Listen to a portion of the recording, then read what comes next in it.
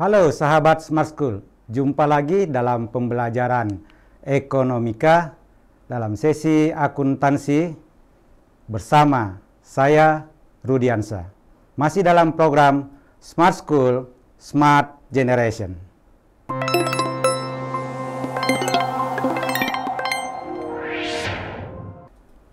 Sahabat Smart School, Assalamualaikum warahmatullahi wabarakatuh. Senang sekali bisa kembali bersama sahabat Smart School dan juga ibu bapak guru pendamping di sekolah masing-masing. Pada pembelajaran kita kali ini, masih dalam sesi akuntansi, kita akan membahas satu materi yang merupakan siklus terakhir dari akuntansi, yakni laporan keuangan. Sahabat Smart School, laporan keuangan dalam sebuah perusahaan setidaknya terdiri dari 3 hal. Yang pertama adalah laporan laba rugi. Yang kedua tentunya adalah laporan perubahan modal. Dan yang ketiga adalah laporan neraca. Sebagian perusahaan menambah laporan keuangannya dengan laporan arus kas. Pada pertemuan kita kali ini, kita akan membahas laporan keuangan yang pertama, yakni laporan laba rugi. Laporan laba rugi atau income statement, untuk memahaminya apa sih yang dimaksud dengan laporan laba rugi, terlebih dahulu mari kita ketahui apa saja komponen dari laporan laba rugi tersebut. Yang pertama, pendapatan. Pendapatan adalah sejumlah dana yang diterima oleh perusahaan sebagai hasil operasional usahanya ataupun dari sumber yang lain. Jadi, dalam hal ini kita harus memegang prinsip pengakuan pendapatan. Setiap dana yang diterima oleh perusahaan dicatat sebagai pendapatan, baik itu dari operasional usaha maupun non-operasional usaha. Komponen yang kedua adalah beban. Beban adalah sejumlah dana yang dikeluarkan oleh perusahaan sebagai biaya operasional usaha ataupun di luar non-operasional usaha. Dengan demikian, dapat kita pahami bahwa kalau pendapatan itu merupakan arus masuknya dana ke dalam perusahaan, sedangkan beban itu adalah arus keluarnya dana dari perusahaan. Komponen yang ketiga adalah laba. Laba merupakan resiko yang diterima oleh perusahaan sebagai akibat dari kegiatan usahanya, di mana pada saat tersebut pendapatannya lebih besar dibanding beban. Resiko kedua yang dihadapi oleh perusahaan dalam kegiatan usahanya tentunya kemungkinan rugi. Rugi adalah nilai yang diperoleh dari selisih antara pendapatan dengan beban dan nilai tersebut menunjukkan negatif atau minus. Inilah 4 komponen yang mesti kita ketahui dalam laporan laba rugi. Komponen ini harus ada dalam laporan laba rugi. Pendapatan, beban, laba ataupun rugi. Laba ataupun rugi tergantung dari hasil selisih antara pendapatan dengan beban. Sehingga dapat kita pahami yang dimaksud dengan laporan laba rugi adalah laporan keuangan yang menunjukkan besarnya pendapatan perusahaan yang diperoleh selama satu periode dan beban yang harus ditanggung oleh perusahaan dalam satu periode yang sama. Di mana selisih antara pendapatan dan beban tersebut akan menunjukkan nilai laba atau rugi. Sahabat Smart School, berikutnya dalam laporan laba rugi ada satu konsep yang mesti kita pahami, yakni konsep perbandingan atau matching konsep. Ini tentunya sesuai dengan prinsip akuntansi, yakni prinsip perbandingan itu sendiri. Dalam arti kata bahwa dalam akuntansi ada perbandingan antara laporan keuangan periode sebelumnya dengan periode berikutnya. Tetapi juga dalam hal ini kita bisa gunakan bahwa dalam laporan laba rugi kita menggunakan konsep perbandingan ini, di mana membandingkan antara pendapatan dengan beban. Ya. Perbandingan antara pendapatan dengan beban ini akan memberikan kita 3 konsekuensi.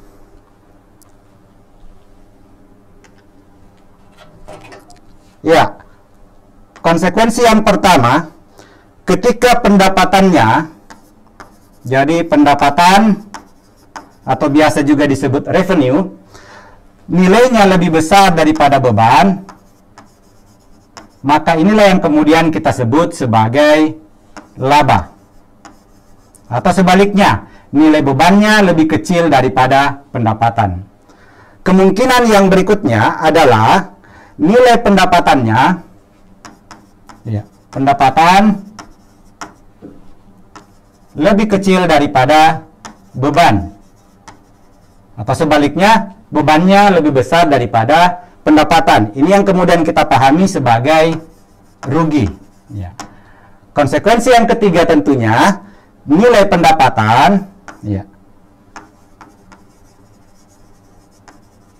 sama dengan nilai beban yang diperoleh perusahaan tersebut. Dalam kondisi ini kita sebutkan sebagai titik impas atau dalam ilmu ekonomi dikenal dengan istilah break-even point. Ya.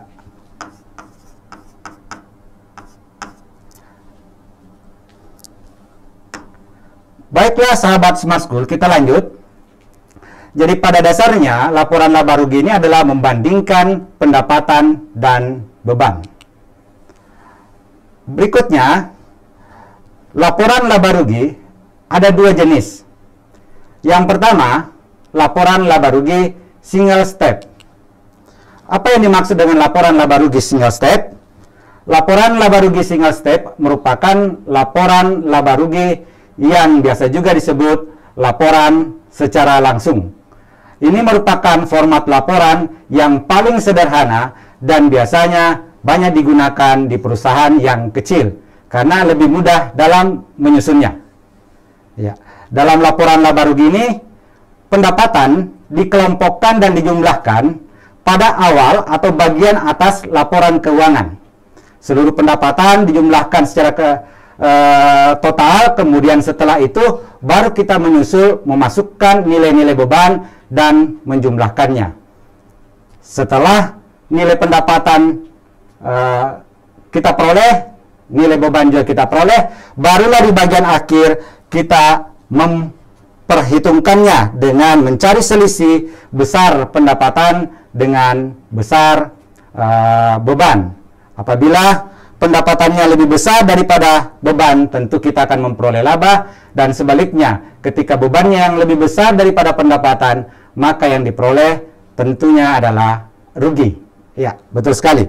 Sahabat Smart School, satu prinsip dalam akuntansi, ya, kita ingatkan kembali, prinsip akuntansi pengungkapan secara lengkap, sehingga dalam laporan laba rugi ini mestinya semua jenis pendapatan dan semua jenis beban itu diungkapkan atau dilaporkan tanpa pengecualian. Baik itu laporan buat pendapatan operasionalnya maupun non-operasional. Demikian pula beban yang diperoleh dari beban operasional maupun beban non-operasional.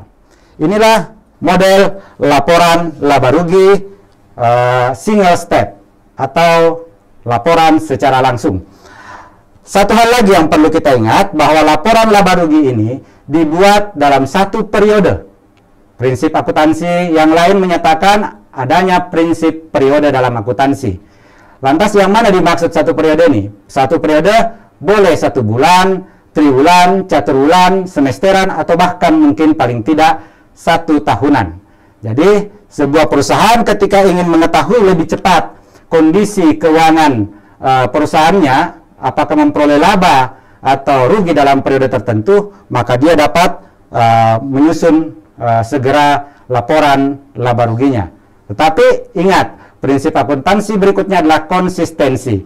Kalau perusahaan kita membuat laporan laba rugi itu secara bulanan, maka tentu setiap bulannya mesti dibuat secara berkelanjutan.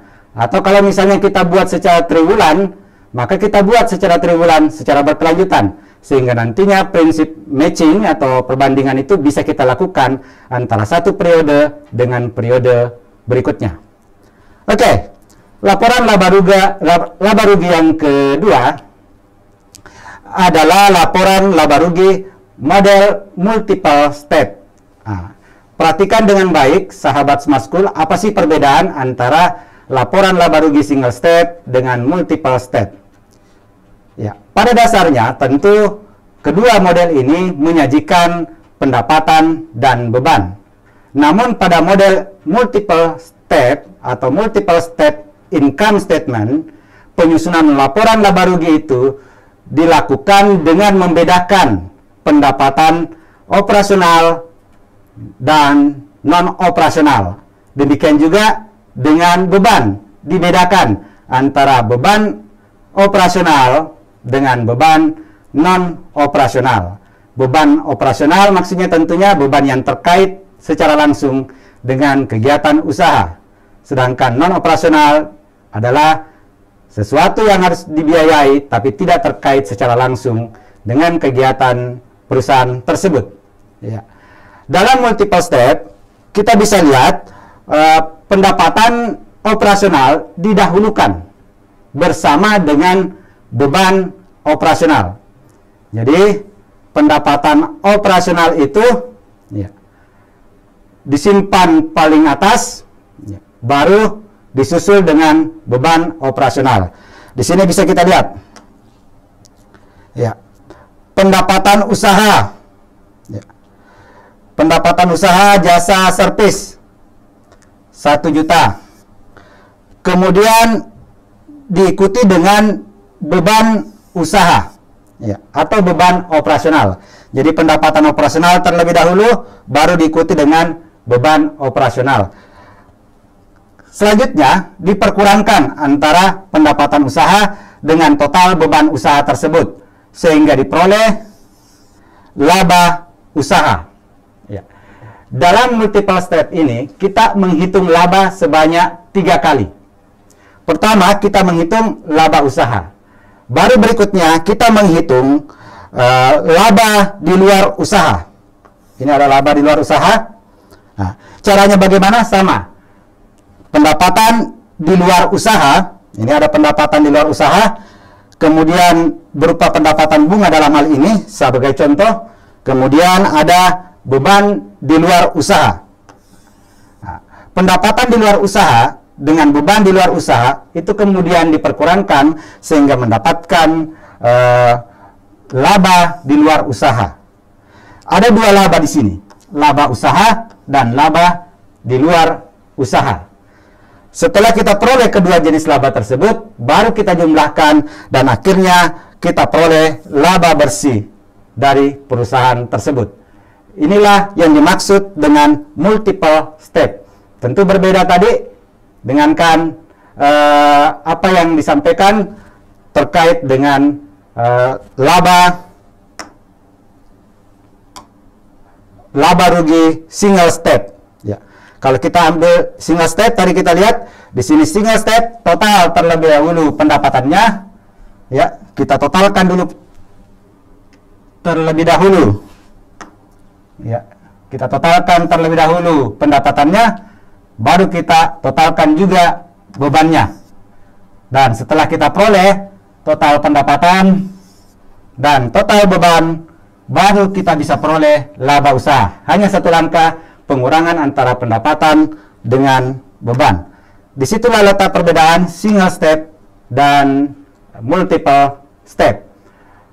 Baik, sahabat Smart School, sebelum kita lanjut, saya berikan kesempatan untuk memberikan tanggapan lebih awal terkait dengan materi yang tadi disampaikan. Silakan. Yang ingin menanggapi, raise hand. Ya. Ada? Baiklah, kalau belum ada kita lanjut.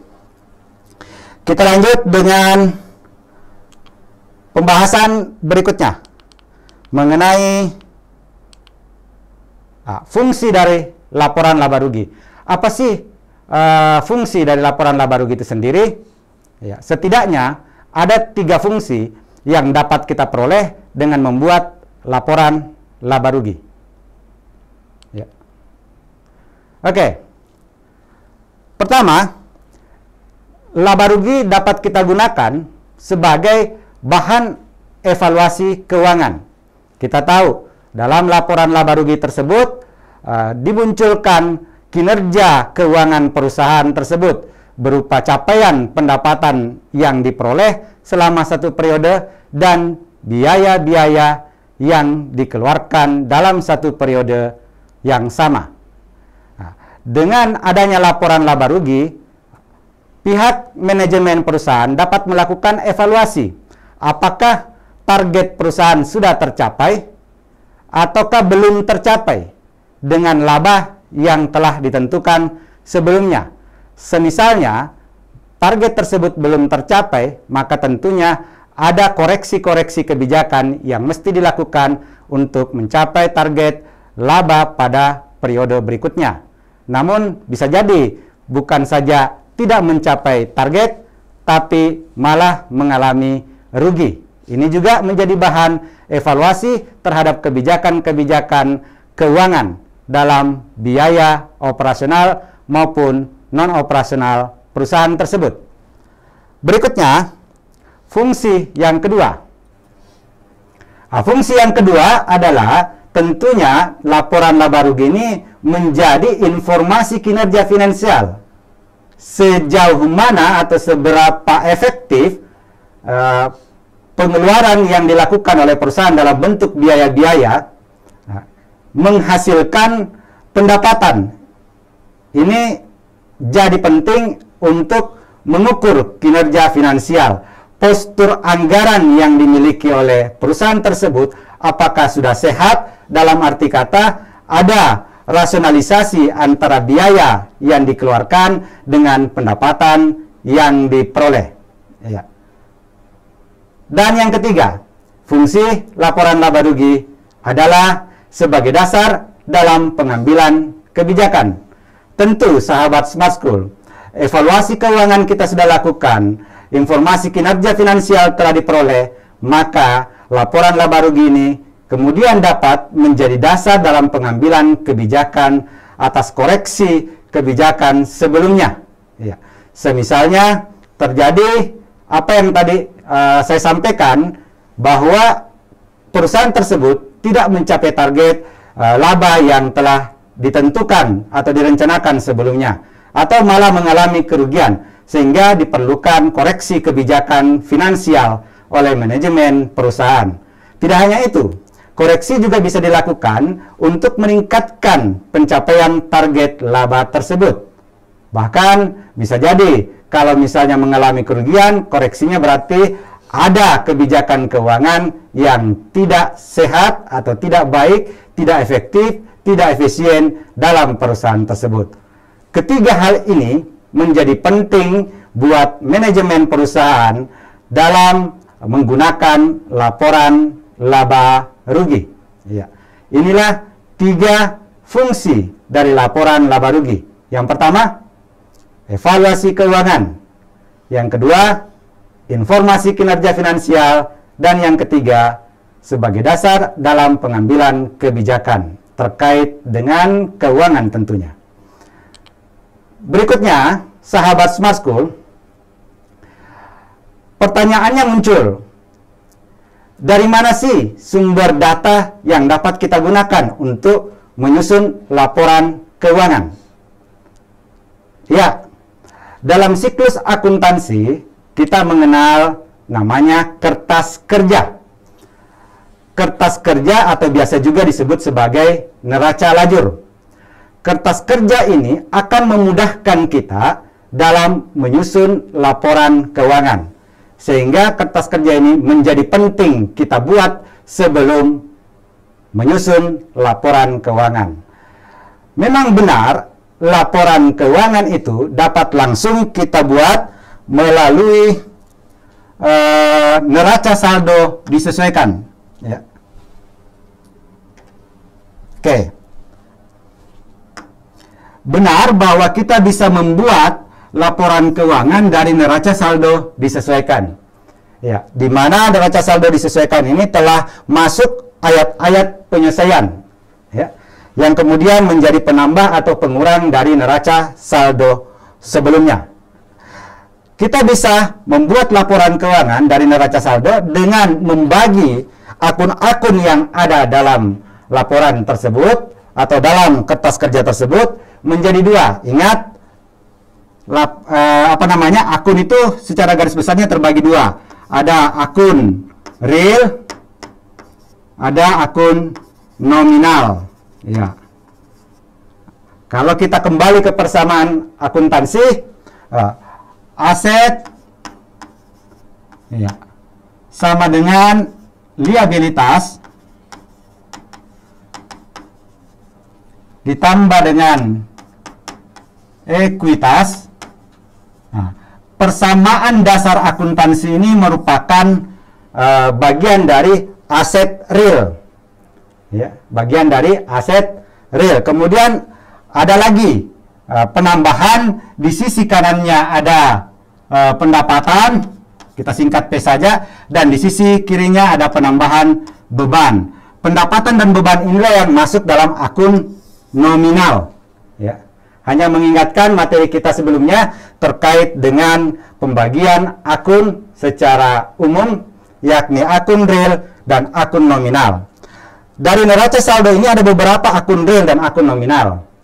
Akun nominal sangat mudah kita identifikasi, karena akun nominal adalah akun pendapatan dan beban. Berarti selain pendapatan dan beban, dia masuk dalam kategori akun real secara umum. Baiklah, sahabat Smart School. Namun, dengan menggunakan kertas kerja, akan lebih memudahkan kita selanjutnya menyusun laporan keuangan. Mengapa? Karena dalam kertas kerja ini, kita langsung membagi, mengidentifikasi akun real dan akun nominal tersebut, dan mengelompokkannya ke dalam dua kolom yang berbeda, yakni kolom laba rugi untuk akun nominal dan kolom neraca untuk akun real, ya. Jadi ingat, kolom laba rugi untuk akun nominal dan kolom neraca untuk akun real tentunya, ya. Nah, kita lanjut. Di sini di kolom laba rugi pada posisi debit, kita lihat ada kelompok beban. Kalau kita tarik ke sini, maka akan menunjukkan kelompok beban, mulai beban gaji, beban iklan, beban bunga, beban perlengkapan, dan seterusnya sampai pada terakhir dalam kertas kerja ini adalah beban penyusutan peralatan. Ya. Kemudian di kolom kredit ada pendapatan. Ini ada pendapatan, kita tarik garisnya ke sini dan kelihatan ada pendapatan servis dan pendapatan komisi, ya. Nah, pendapatan servis dalam hal ini adalah pendapatan operasional usaha. Baik, sahabat Smart School. Dengan demikian, untuk menyusun laporan keuangan, dalam hal ini laporan laba rugi, maka basis data kita adalah kolom laba rugi yang menunjukkan pendapatan dan beban. Oke, sebelum kita menutup pembelajaran kita hari ini, kita ada kuis yang bisa kita selesaikan bersama terkait dengan laporan laba rugi. Mari kita lihat. Soal yang pertama, nah, ini dari OSP 2008, Olimpiade Sains Provinsi 2008. Laporan laba rugi adalah, ya, jawabannya adalah B. Laporan yang menggambarkan posisi keuangan perusahaan pada periode tertentu. Ya. Dan bagi kalian yang sudah menjawab dengan benar, kalian layak mendapatkan senyuman dan jempol. Ya. Kita lanjut dengan soal yang kedua.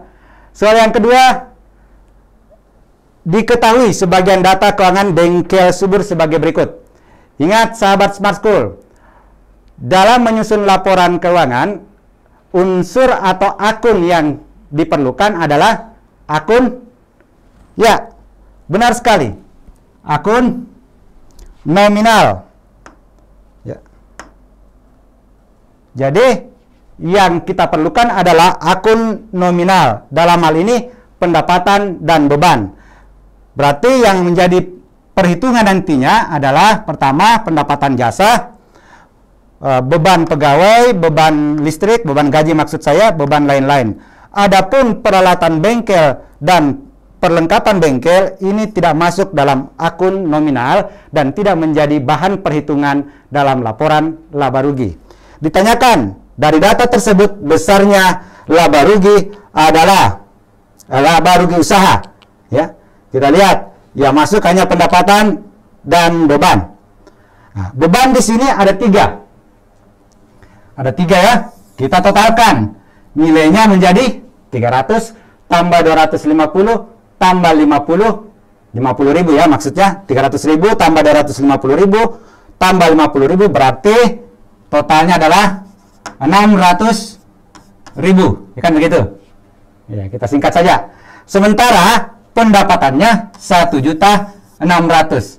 Sehingga selanjutnya kita cari selisih antara pendapatan dengan beban dengan cara memperkurangkannya. 1.600.000 dikurang dengan 600.000, maka diperolehlah nilai 1 juta. Dan nilainya bernilai positif. Karena dia bernilai positif, maka disebut laba. Ya, disebut laba. Ini terlihat karena pendapatannya lebih besar daripada beban. Pendapatan 1.600.000 dan bebannya 600.000 rupiah. Oke, berarti jawabannya adalah A. Dan untuk kalian yang menjawab benar, kalian berhak pula mendapatkan kembali senyuman dan jempol. Iya. Oke, sahabat Smart School, kita lanjut dengan soal yang ketiga. Oke. Soal ini adalah soal Olimpiade Sains Provinsi tahun 2010. Jadi, soalnya cukup kompleks. Andi adalah pemilik dan pengelola perusahaan Andira. Pada tanggal 31 Desember 2007, ya, tahun 2007, kita lihat dulu. Ya, tahun 2007, ya, Andira memiliki aset 925 juta dan utang 285 juta. Selama tahun 2008, Andi menambah investasinya sebesar 50 juta dan menarik untuk prefer 30 juta dari Andira. Dari perusahaannya maksudnya. Berapakah jumlah laba bersih selama tahun 2008? Jika diasumsikan pada tanggal 31 Desember 2008, ya, aset Andira sebesar 980 juta dan utangnya 255 juta. Langkah awal, kembali ke model persamaan akuntansi. Kita tahu aset, ya, sama dengan liabilitas ditambah dengan ekuitas. Ini berarti untuk mencari ekuitas, ya, kita akan memperkurangkan aset dengan liabilitas atau utang. Perhatikan dengan baik. Dalam data soal tidak dikemukakan berapa modal, ya. Sehingga kita harus mencari dulu berapa modal atau ekuitas di tahun 2007. Aset sama dengan liabilitas atau utang ditambah dengan modal. Berarti ekuitas sama dengan aset dikurang liabilitas. Tahun 2007 asetnya 925. Ya. Kemudian tahun 2007 mana utang 285 atau liabilitas 285. Berarti, ya, ekuitasnya atau modalnya adalah 640 juta rupiah. Inilah nilai ekuitas. Hal yang sama kemudian kita lakukan untuk tahun 2008. Tahun 2008, ini tahun 2008, aset Andira 980 juta. Ya, kita tulis saja sini 2008 980 Kemudian utangnya atau liabilitasnya 255 juta. Nah, untuk memperoleh ekuitasnya kita perkurangkan. Hasilnya adalah 5 ya, 980 ya. Kurang 255. 8 10 7 kurang 5 dapat 2. 725. Jadi ekuitas tahun 2008 725, sementara ekuitas tahun 2007 640. Di sini kita sampai pada kesimpulan bahwa terjadi peningkatan ekuitas atau modal. Berapa peningkatannya? Kita perkurangkan. 725 dikurang dengan 640. Kita perkurangkan, hasilnya adalah 85. Terjadi penambahan modal dari tahun 2007 ke tahun 2008 sebanyak 85 juta. Ya. Tetapi penambahan modal ini tidak serta-merta merupakan laba bersih yang ditanyakan. Kenapa? Karena selama tahun 2008 terjadi penambahan modal investasi sebesar 50 juta. Tapi juga ada priva sebesar 30 juta. Sehingga yang benar-benar bertambah modalnya dalam hal ini 50 dikurang 30. Berarti sebenarnya Tuan Andi hanya menambah 20 juta modal. Nah, penambahan 20 juta modal ini kemudian diperkurangkan dengan selisih yang kita peroleh tadi, 85 kurang 20. Karena 85 juta ini ada unsur laba di dalamnya, ada unsur investasi dikurang priva. Nah, investasi kurang priva dapat 20. Laba adalah selisih antara 85 juta dengan 20. Jawabannya adalah 65 juta. Ya, sekira demikian pembahasan kita untuk soal yang ketiga. Dan lagi-lagi buat kalian yang berhasil menjawab dengan benar dapat senyuman dan jempol. Oke, sahabat Smart School, demikianlah pembelajaran kita hari ini. Mudah-mudahan bermakna, dan saya ingin menutup dengan sebuah kata bijak dari Bapak Baharudin Yusuf Habibie, salah seorang Presiden Republik Indonesia. Jika tak ada bahu untuk bersandar, selalu ada lantai untuk bersujud. Jadi bagi kalian yang jomblo, jangan putus asa, tetap semangat untuk berharap yang terbaik buat kalian. Saya kira demikian pembelajaran kita hari ini. Terima kasih tentunya. Saya Rudiansa, mohon maaf dengan keterbatasan yang dapat kami sampaikan. Dan salam Smart School. Generasi Smart School berkarakter cerdas ki.